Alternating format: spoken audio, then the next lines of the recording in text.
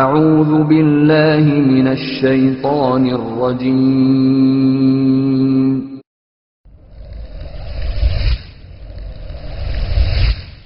গণতন্ত্র হচ্ছে আব্রাহাম লিঙ্কনের আবিষ্কৃত কুফরি মতবাদ, আর ইসলাম হচ্ছে আল্লাহ প্রদত্ত একমাত্র জীবন ব্যবস্থা। শয়তানের ল্যাবরেটরিতে মানব জাতিকে, মুসলমানদেরকে তাওহীদের পথ থেকে বিচ্যুত করার জন্য সর্বশেষ লেটেস্ট যে ভার্সন শিরকের আবিষ্কৃত হয়েছে তার নাম হলো জমহুরিয়ত, ডেমোক্রেসি বা গণতন্ত্র বলে সকল ক্ষমতার উৎস জনগণ, আর ইসলাম বলে ইন্নাল কুওয়াতা লিল্লাহি জামিআ ওয়া আন্নাল্লাহা শাদীদুল আযাব। নিশ্চয়ই সকল ক্ষমতার মালিক আল্লাহ এবং নিশ্চয়ই আল্লাহ কঠিন শাস্তিদাতা। ওয়ালাউ ইত্তাবাল হাক্কু আহওয়াআহুম লাফাসাদাতিস সামাওয়াতু ওয়াল আরদু ওয়া মান ফীহিন্না। আল্লাহ রাব্বুল আলামিন বলছেন, সত্য যদি তাদের আহওয়া, তাদের হাওয়া, তাদের ডিজায়ার, তাদের চাহিদা, তাদের কামনা বাসনার অনুসারী হতো, তাহলে আসমান জমিন এবং তার মাঝে যা কিছু আছে সবকিছুর ভিতরে বিপর্যয় সৃষ্টি হয়ে যেত। গণতন্ত্র বলে মানব রচিত সংবিধানে রয়েছে মানবতার মুক্তি। ইসলাম বলে কুল ইন্না হুদাল্লাহি হুয়াল হুদা। হে নবী, আপনি বলুন আল্লাহ প্রদত্ত সংবিধানে রয়েছে মানবতার মুক্তি। তো তারা আবার মেজরিটির রায়ের ভিত্তিতে তারা আবার মদকে বৈধতা দিয়ে দিল, আবার মদকে বৈধতা দিয়ে দিল, সত্য তাদের ইচ্ছা আকাঙ্ক্ষার অনুসারে। গণতন্ত্রের বিচার ব্যবস্থা পরিচালিত হয় মানব রচিত সংবিধান দিয়ে, আর ইসলামের বিচার ব্যবস্থা পরিচালিত হয় আল্লাহ প্রদত্ত সংবিধান কুরআন দিয়ে। বিধান দেওয়ার ক্ষমতা একমাত্র তার আল্লাহ।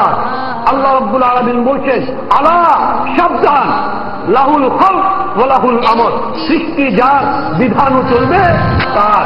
আল্লাহ তাআলা বেচাকেনাকে হালাল করেছেন আর সুদকে করেছেন হারাম। কি রাইট আছে তাদের, কি অধিকার আছে তাদের যে আমার জীবন আমি কিভাবে পরিচালনা করব তা তারা নির্ধারণ করবে? তারা কি আমাকে সৃষ্টি করেছে? তারা আমাকে রিজিক দেয়?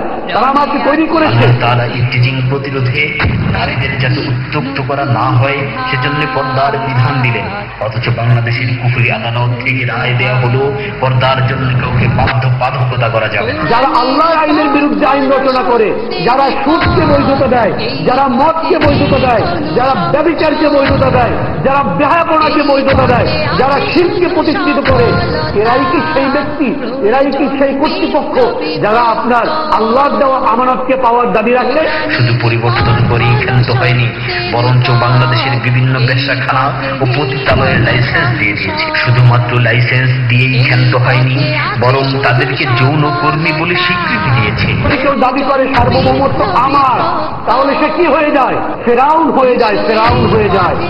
কত নির্লজ্জ, কত সাংঘর্ষিক, কত সেলফ কন্ট্রাডিক্টরি একটা বিষয় যে একজন মানুষ আল্লাহর সার্বভৌমত্ব নিজে দাবি করছে, আবার নিজেকে মুসলিম দাবি করছে। ও মুসলিম জাতি, আল্লাহ সুবহানাহু ওয়া তাআলা চোরের হাত কাটার বিধান দিলেন, অথচ গণতান্ত্রিক চোর বাটপাররা, এমপি মন্ত্রীরা আল্লাহর আইনকে বর্বর আইন বলে বাতিল করার দুঃসাহস দেখান।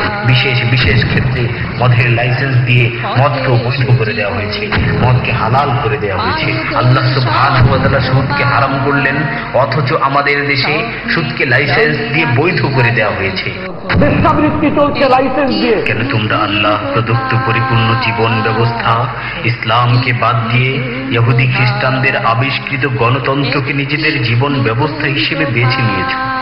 আল্লাহর রাসূল সাল্লাল্লাহু আলাইহি ওয়াসাল্লাম যে দ্বীনকে প্রতিষ্ঠিত করার জন্য জিহাদ করেছেন, দান মুবারক শহীদ করেছেন, সাহাবায়ে কেরাম যে দ্বীনকে প্রতিষ্ঠিত করার জন্য শাহাদাত বরণ করেছেন, আজকে তোমরা সেই দ্বীন ইসলামকে বাদ দিয়ে আব্রাহাম লিঙ্কনের আবিষ্কৃত কুফরি মতবাদ গণতন্ত্রকে নিজেদের জীবন ব্যবস্থা হিসেবে গ্রহণ করে নিয়েছো। অথচ আল্লাহ সুবহানাহু ওয়া তাআলা স্পষ্টভাবে ঘোষণা করেছেন, ইন্নাদ-দীনা ইনদাল্লাহিল ইসলাম। নিশ্চয়ই আল্লাহর নিকট একমাত্র মনোনীত দিন হচ্ছে ইসলাম। সূরা আল ইমরান আল্লাহ তাআলা অন্যত্র আরো বলেন, ওমান ইয়াবতাগি গায়রাল ইসলামি দীনান ফালান ইউকবালা মিনহু ওয়া হুয়া ফিল আখিরাতি মিনাল খাসিরিন। আর যে ব্যক্তি ইসলাম ছাড়া অন্য কোনো দিন চায়, অন্য কোনো মতাদর্শ চায়, তবে তার কাছ থেকে তা কখনো গ্রহণ করা হবে না এবং সে আখিরাতে ক্ষতিগ্রস্তদের অন্তর্ভুক্ত হবে। পথ হলো শান্তির পথ, এই পথে আছে শুধু মুক্তি।